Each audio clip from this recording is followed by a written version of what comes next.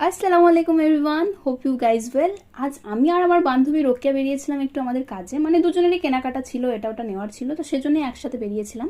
Roku dress নেবার ছিল, তাই আমরা ফার্স্টে ভিমার্ট গিয়েছিলাম, বাট সেখানকার কোনো ওকেশনাল ড্রেস তার ভালো লাগেনি। পরে চেঞ্জিং রুমে এসে ফটো না নিয়ে ভিডিও নিয়েছি তারপর বেরোবার পথে এই বটলটা ভালো লেগেছিলো বলে নিয়েছি, আর ভাইয়ার শর্টসও লাগতো সেটাও নিয়েছি। দেন আমরা এসেছিলাম কার্জন গেটের দিকে। এর মধ্যে বেশ ভালোই মেঘ জমে গেছে আকাশে। এদিকটাই না এত সুন্দর সানগ্লাসের কালেকশন থাকে, না নিয়ে পারাই যায় না। আর এদিকে ম্যাডাম একটা দোকানে তার পছন্দের ড্রেসটা ফাইনালি পেয়েছেন, সেটাও আমার হাতে দিয়ে এখন হাঁটা শুরু করেছি আমরা লস্যি খাওয়ার উদ্দেশ্যে। বাকি আরো অনেক কাজ কেনাকাটা করার পর আমাদের দুজনেরই ভীষণ খিদে পেয়ে গিয়েছিল, যার জন্য এখন আমরা খেতে এসেছি।